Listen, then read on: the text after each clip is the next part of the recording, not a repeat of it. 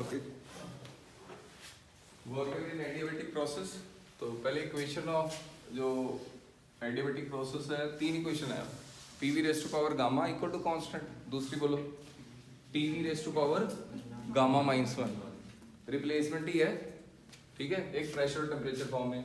तो P V raise to power gamma equal to constant, यानी constant को मैंने के ले लिया, ठीक है। अब पी को इधर ही रहने दो, v की पावर गामा नीचे आ जाएगी, v की पावर गामा नीचे आएगी तो ऊपर जाएगी v की पावर कितनी आएगी, माइनस गामा, यानी प्रेशर का फॉर्मूला जाएगा k into V raised power minus gamma. अब 1 डालना तो प्रेशर 1 डाल देंगे तो यहाँ पर वॉल्यूम 1 आ जाएगा, 2 डाल दोगे तो यहाँ पर वॉल्यूम 2 आ जाएगा, जनरल फॉर्मेट आ गया प्रेशर का। तो वर्क डन का फॉर्मूला हमें मालूम है, dw इक्वल टू कितना, pdv, pressure into change in volume. Now we just put the value of pressure, general value है प्रेशर की, k v raised to power minus gamma dv, dw को दोनों को इंटीग्रेट कर देंगे बोथ साइड, dw को integrate कर दिए, k कांस्टेंट है, इनिशियल वॉल्यूम v1 है, फाइनल वॉल्यूम v2 है, तो v माइनस गामा dv डाल दिए। इसके बाद यहाँ चलते हैं, dw की इंटीग्रेशन w आ गई, k as it is, v की पावर माइनस गामा की इंटीग्रेशन v की power minus gamma plus 1 upon ये कॉपी पेस्ट हो गया, माइनस गामा प्लस 1 इंटीग्रेशन होगी, तो v1 एंड v2।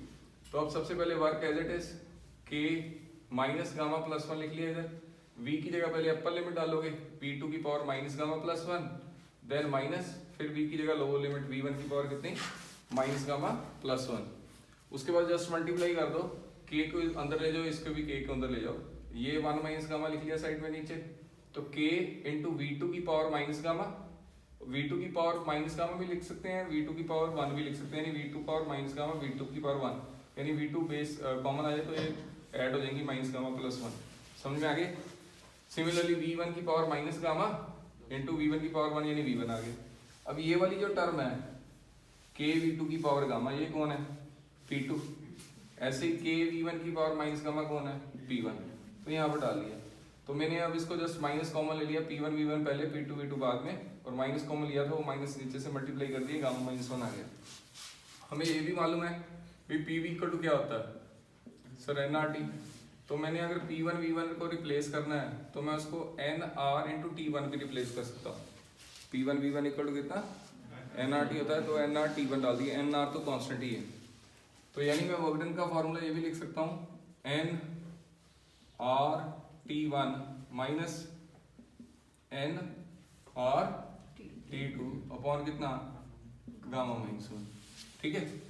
तो मुझे लगता है यहाँ तक क्लियर है। अब इसमें एन आर कॉमन ले लेते हैं, एन आर कॉमन ले लिया तो क्या आ गया, ये T1 माइनस T2, ये नीचे क्या आ गया, गामा माइनस 1। तो एक केमिस्ट्री में आपने एक लॉ पढ़ा हुआ है जिसको मेयर्स लॉ कहते हैं, that is Cp minus Cv equal to R, Cp minus Cv equal to R, specific heat constant pressure minus specific heat constant volume, C होना specific heat, constant pressure minus constant value R होता है, Cp minus Cv equal to, मैंने ना इस पूरी equation को Cv से divide कर देना, Cv Cv और Cv, ठीक है। Cp बाय Cv क्या होता है, गामा, Cp बाय Cv क्या होता है, यानी ये आ गया गामा, माइनस ये कितना आ गया 1, ये कितना आ गया R अपॉन Cv, यानी what is the value of Cv, R upon gamma minus 1, R upon, यानी मैं R अपॉन गामा माइनस 1, यानी जो मेरा फाइनल आंसर आ जाएगा वर्क डन में, n तो n एज इट इज आ गया, R अपॉन गामा माइनस 1 कौन है, Cv, अंदर कौन है, T1 माइनस T2। इसके ना work done in adiabatic process के 3 रिजल्ट हो गए। पहला रिजल्ट हो गया ये in terms of pressure volume, in terms of, दूसरा रिजल्ट हो गया ये in terms of temperature and gamma, temperature and gamma के फॉर्म में आ गया। जो लास्ट है वो किसके फॉर्म में आ गया, ये इसकी दोबारा देखो, आगे देखो, ये Cp बाई Cv को टू R, Cv से डिवाइड किया, Cp by Cv gamma, Cp by Cv 1, R by Cv, यहाँ से क्रॉस करोगे Cv ऊपर आ जाएगा, गामा माइनस 1 नीचे आ गया, यानी R अपॉन गामा माइनस 1 को क्या लिख दोगे, Cv, यानी n into Cv T1 minus T2. This is the first method to solve work done in adiabatic process. पहला मेथड है, इसका अलग मेथड भी है, वो देख लो, अगर वो अच्छा लगे तो उससे कर लेना। ये थोड़ा कॉम्प्लिकेटेड है लेकिन बुक में ऐसे ही मिलेगा सर, दूसरा मेथड बुक में नहीं मिलता। First law of thermodynamics Palak क्या है, first law of thermodynamics statement, equation बता दो फर्स्ट लॉ ऑफ थर्मोडायनेमिक्स की Palak. Equation dq equal to du plus dw, dq equal to du plus dw। Change in internal energy का सिर्फ एक ही formula है, होता है NCV dt। NCV ये बता दूंगा, पहले एक बार याद कर लो, NCV dt, du का एक कोई फॉर्मूला है NCV dt। CV क्या है, स्पेसिफिक एट कांस्टेंट वॉल्यूम, ठीक है। अभी एडियाबैटिक प्रोसेस में कौन सी चीज जीरो है तीनों में से, हीट ट्रांसफर की होती है ना एडियाबैटिक में, हीट ट्रांसफर, यानी dq क्या हो गया, यानी dw कितना आ गया, माइनस ऑफ du का फॉर्मूला क्या है NCV dt। Integrating both side, dw को इंटीग्रेट किया, इसको इंटीग्रेट किया, इसको टेम्परेचर के इंटीग्रेट करोगे T1 टू T2, dt है ना टेम्परेचर की आएगी लिमिट्स, dw की इंटीग्रेशन कितनी आ गई, माइनस NCV कांस्टेंट है, dt की इंटीग्रेशन कितनी आती है t, dx की इंटीग्रेशन x, dy की y, dz की z, dt की कितनी, अपर लिमिट कितनी है T2, लोअर लिमिट कितनी है, यानी इसका आंसर आ गया minus NCV T2 minus T1, यानी माइनस अंदर ले जाओगे तो वर्क डन कितना आ जाएगा, NCV T1 माइनस T2। दूसरी जो डेरिवेशन थी सेम आंसर लास्ट में आया था, इसमें वो फर्स्ट आ गया, समझ में आ गया। 3 स्टेप की है ये ज़्यादा अच्छी है, अच्छी क्यों है, 3 स्टेप है, पहली ये मालूम है, दूसरा du का फॉर्मूला NCV dt। NCV किसी भी डेरिवेशन में NCERT या कोई और जो रेफरेंस बुक है सब में ना वो N1 ले लेते हैं, नंबर ऑफ मोल कितना लेते हैं 1, गैप कर देते हैं उसको, N डालेंगे ही नहीं, यानी ना इधर N डालेंगे ना इधर डालेंगे ना इधर डालेंगे, N1 ले लेंगे स्टार्टिंग ऑफ डेरिवेशन में, बार बार N ना लिखना पड़े N1 कर दो, ठीक है। dw की integration w, NCV as it is, dt की इंटीग्रेशन t, T2 T1 डाल दिया लिमिट तो T2 पहले आएगा, फिर माइनस लोअर लिमिट, माइनस अंदर लेगे तो ये आ जाएगा। अब इसके बाद उसके फॉर्म में कैसे जाना है, अभी ये मालूम है Cp माइनस Cv कितना है, बोलो R, तो इसको किससे डिवाइड किया था Cv से, तो ये Cv, अब ये कितना आ गया गामा, ये कौन है 1, ये कौन है R अपॉन Cv, यानी Cv कितना आ गया R अपॉन, ये तो पिछली बार भी किया, तो इसको Cv की जगह रिप्लेस कर दो, कितना आ जाएगा N R अपॉन कितना आ गया T1 माइनस। अब बताओ ये RT1 क्या होएगा, nRT1, PV इक्वल टू क्या होता है nRT, अगर मैं 1 1 1 डालूं तो ये nRT1 क्या हो जाएगा P1 V1, और nRT2 क्या हो जाएगा P2 V2, तो ये आंसर कंप्लीट, सेम डेरिवेशन दोनों मेथड। इसमें सिर्फ आपको ये याद करना है इंटरनल एनर्जी का जो फॉर्मूला NCV dt है वो मैं प्रूफ कर देता हूँ अभी, पहले ये याद कर लो, ये ज़्यादा सुखी डेरिवेशन है, 3 स्टेप की है, पहली है, दूसरा du, ये क्रॉस कर लो, du का फॉर्मूला लगा दो, बस इंटीग्रेशन कर दो, बाकी तो रिप्लेसमेंट है, Cp माइनस Cv R है, तो यहाँ से जितनी मर्जी रिप्लेसमेंट कर लो, ठीक है।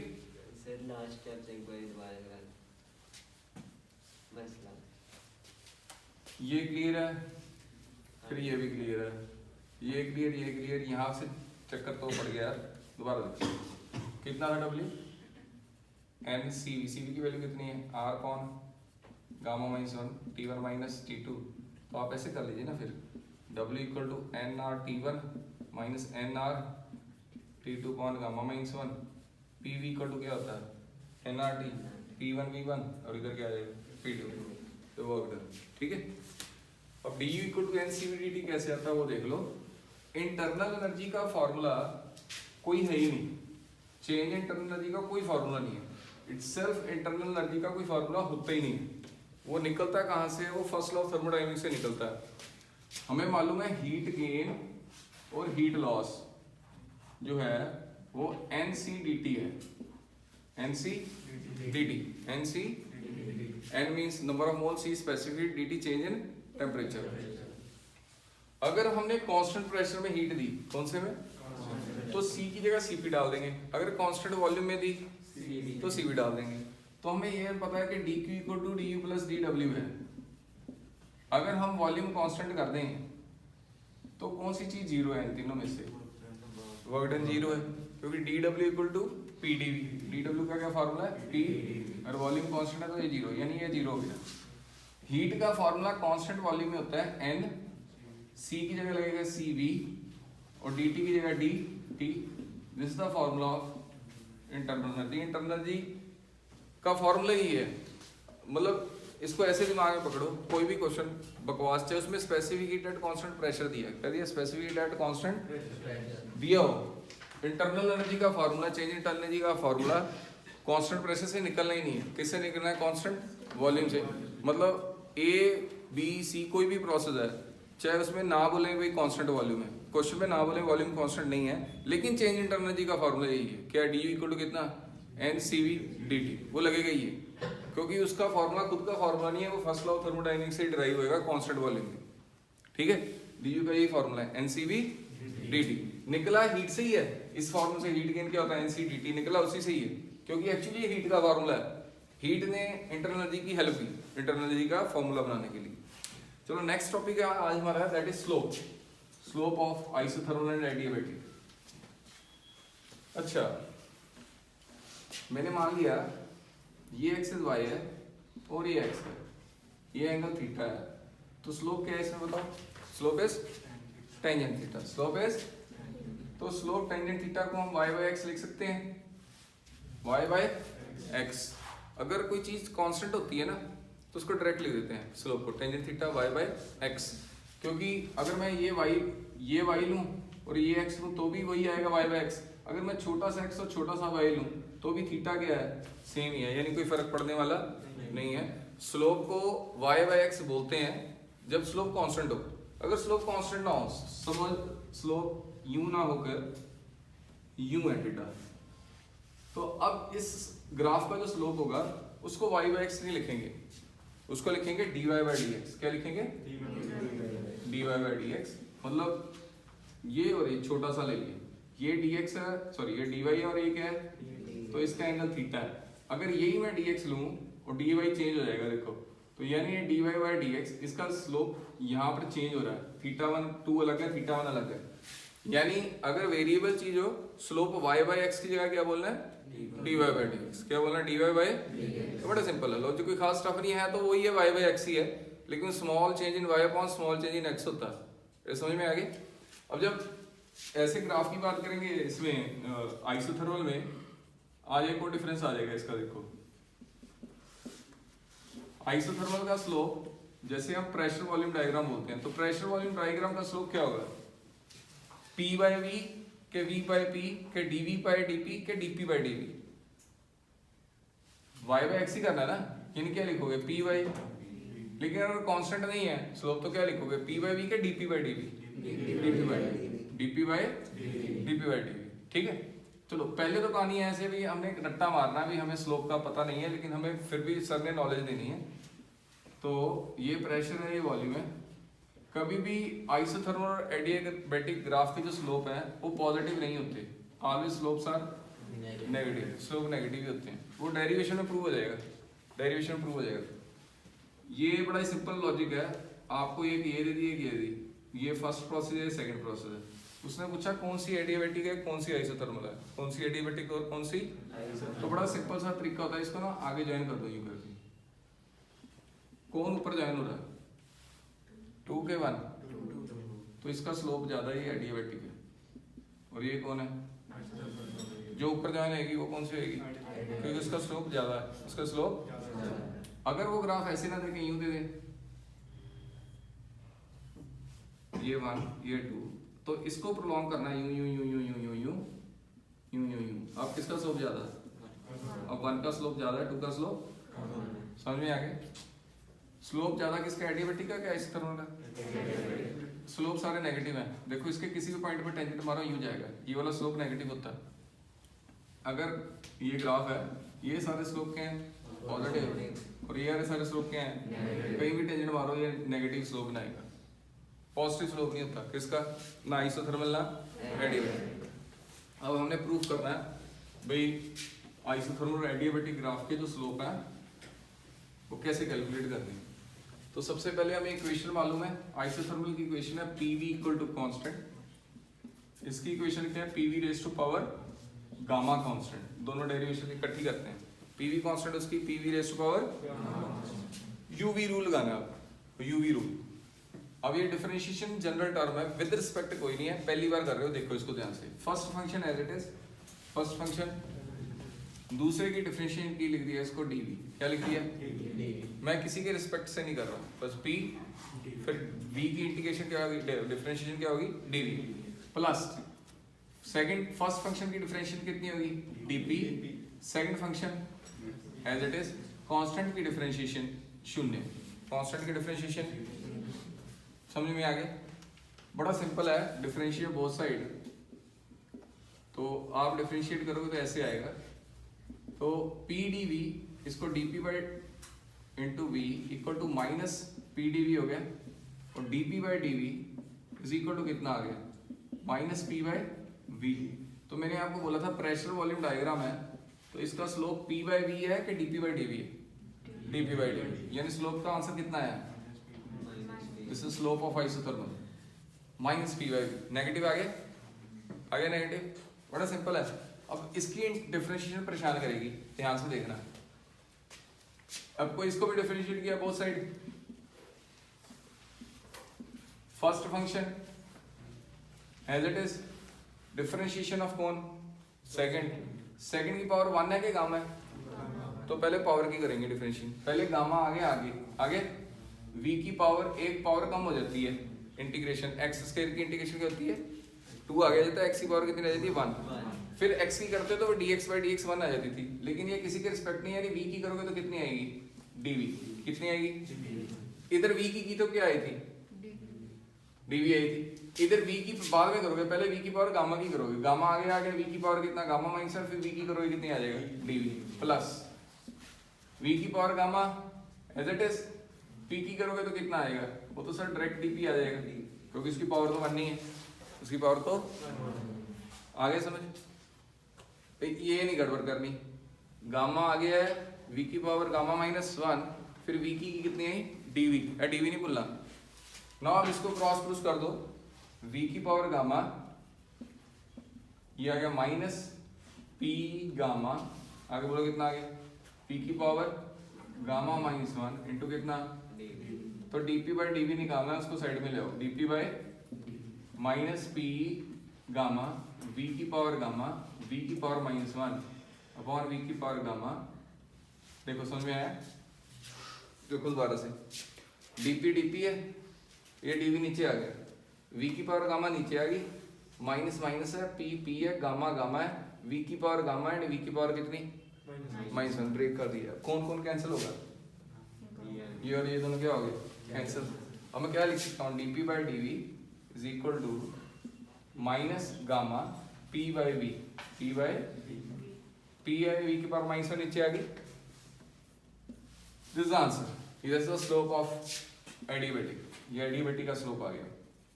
दोनों स्लोप का फर्क देखो क्या है, इसका आंसर कितना है माइनस पी बाई वी, उसका आंसर कितना है minus gamma P by V, gamma and gamma is greater than 1, gamma is, तो यानी इसकी वैल्यू ज्यादा होगी, चाहे नेगेटिव में ज्यादा है, चाहे किसमें है, देखो होना तो नेगेटिव, स्लोप तो होएगा ही नेगेटिव, स्लोप क्या है, तो स्लोप है किसका ज्यादा, इसका ज्यादा, कितने टाइम्स ज्यादा, गामा टाइम्स ज्यादा, कितने टाइम्स ज्यादा, गामा टाइम्स ज्यादा। तो गामा होता क्या है, नहीं गामा होता क्या है, CP by CV, CP by, अब जितने डिफरेंस पढ़े थे रिवाइज करते हैं। आइसोथर्मल एडियाबैटिक के डिफरेंस देखो, सबसे पहले आइसोथर्मल की इक्वेशन क्या है बोलो, PV रेज़ टू पावर कुछ भी नहीं, PV इक्वल टू कांस्टेंट, और एडियाबैटिक की PV raise to power gamma constant, पहला डिफरेंस हो गया। दूसरा, आइसोथर्मल में कौन कांस्टेंट, टेम्परेचर कांस्टेंट, एडियाबैटिक में कोई भी कांस्टेंट नहीं है। हीट ट्रांसफर होती है आइसोथर्मल में, हाँ, एडियाबैटिक में हीट ट्रांसफर इन्फिनिटी है उसकी, स्पेसिफिक किसकी, आइसोथर्मल की, उसकी 0, समझ आ गया। इंटरनल एनर्जी किसकी चेंज नहीं होती, जिसका टेम्परेचर चेंज नहीं होता, किसका नहीं चेंज होता, आइसोथर्मल। चेंज इंटरनल एनर्जी किसकी 0, आइसोथर्मल की, एडियाबैटिक की 0 नहीं है। आज एक नया डिफरेंस, किसका स्लोप ज्यादा, कितने टाइम्स, किसके, आइसोथर्मल। याद हो गए, these are the basic difference. तो और भी डिफरेंस लिख सकते हैं दोनों का वर्क डन। आइसोथर्मल का वर्क डन था 2.303 RT log V2 by P1। इसका कितना है आज वर्क डन? 3-4 फार्मूले बता दिए। P2 नहीं, P1 V1 minus P2 V2 upon gamma minus 1। जहाँ एक था R upon gamma minus CV मतलब CV into T1 minus T2, CV into N लगाना पा लगा दो, NCV T1 माइनस, तो CV की जगह लिख सकते हैं R अपॉन गामा माइनस 1। इनने फार्मूले हो गए, ठीक है। चलो कोई बात नहीं, अभी हम एक चार्ट याद करते हैं, बड़ा सिंपल सा वो चार्ट, बड़ा ही सिंपल। ये मोनोटॉमिक गैस, मोनोटॉमिक गैस, कोई मोनोटॉमिक गैस का एग्जांपल दे दो। केमिस्ट्री मोनोटॉमिक गैस, बहुत बढ़िया, हीलियम, बहुत मजा आया। डायटॉमिक गैस, ऑक्सीजन, बहुत बढ़िया। ट्राइटॉमिक गैस, बहुत बढ़िया। जोन गैस होती है, हैं? अमोनिया सुना कभी? चलो जो भी है केमिस्ट्री है, अपने आप देखो। मोनोटॉमिक और डायटॉमिक है ना, सीवी और सीपी याद करना, चार्ट है, मुंह जुबानी, बस एक चीज याद करनी है, सारी चीजें आपको याद हो जाएंगी। मोनोटॉमिक का स्पेसिफिकेटेड एट कांस्टेंट वॉल्यूम 3/2R, कितना? 3/3 तो ये अपने आप आ जाएगा। हमें मालूम है CP minus CV equal to कितना होता है? आर, है ना? तो सीपी इक्वल टू क्या हो गया? Are plus CV. सीवी कितना है? 3/2R प्लस आर कितना आ गया? 5/2R। कितना है? 5/2R। अब क्रॉस करो, ये कितना हो गया? 5/2। तो इसमें मान ऐड करो, कितना हो गया? क्रॉस करो, ये कितना आ गया? ऐड करो, कितना आ गया? सारे याद हो गए। पहला याद करना, बस पहला याद करना, मोनोटॉमिक गैस का सीवी कितना है? वो 3/2R, ठीक है। अभी गामा क्या था? गामा क्या होता है? सीपी बाय, तो ये सीपी बाय सीपी 5/, ये कितना? 7/, ये कितना? 9/, 5/3 कितना आ गया? 3 1 जा 3, 3 6 जा 18, ठीक है। 5 1 जा 5, 5 4 जा 20, 7 1 जा 7, 7 2 जा 14, ये करीब इतना है, ठीक है। बोलो आया समझ? सबसे ज्यादा किसका है? गामा, मोनो का। सबसे ज्यादा यूज होएगा डायटोमिक। सबसे ज्यादा यूज कौन होएगा? क्योंकि ज्यादा गैसेस डायटोमिक है, ऑक्सीजन होगी, नाइट्रोजन होगी, है ना? ज्यादा गैसेस केड़ी हैं? हाँ। अब उसने ये कह दिया, क्वेश्चन डालता हूँ, देखो उसने कह दिया ये ग्राफ है, ये पीवी डायग्राम है। उसने कह दिया दोनों ही प्रोसेस एडियाबैटिक प्रोसेस है। प्रोसेस 1 भी एडियाबैटिक है, प्रोसेस 2 भी दोनों ही एडियाबैटिक है। दोनों ही कौन है? दोनों एडियाबैटिक में स्लोप अलग अलग है, क्योंकि एक गैस है मोनोटॉमिक, एक है हीलियम के लिए और एक है हाइड्रोजन के लिए। अब एक बात बताओ, किसका गामा ज्यादा है?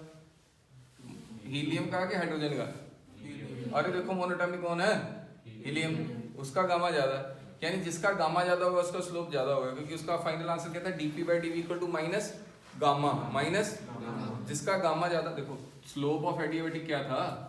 स्लोप ऑफ एडियाबैटिक था माइनस गामा dp/, तो जिसका गामा ज्यादा होगा उसका स्लोप ज्यादा हो जाएगा। गामा किसका ज्यादा? मोनो का कि डायटोमिक का? तो हीलियम का ज्यादा। यानी इसमें कौन है फिर? हीलियम ये है कि ये? ऊपर कौन मिलेगा? ये मिलेगा, इसका स्लोप ज्यादा। यानी ये कौन है? और ये कौन है? हाइड्रोजन। समझ आ गया? मतलब सेम एडियाबैटिक बोले तो फिर आपने गामा चेक करना है मोनोटॉमिक है कि डायटोमिक है। अगर वो बोल दें जैसे हाइड्रोजन और ऑक्सीजन, तो वो तो दोनों ही कौन है? दोनों डायटोमिक है। दोनों क्या है? स्लोप कंसाइड करेगा। स्लोप क्या करेगा? कंसाइड करेगा, उसका अलग अलग नहीं बनेगा। समझ में आ गया? चलो बहुत बढ़िया, आज के लिए इतना ही काफी। आज के लिए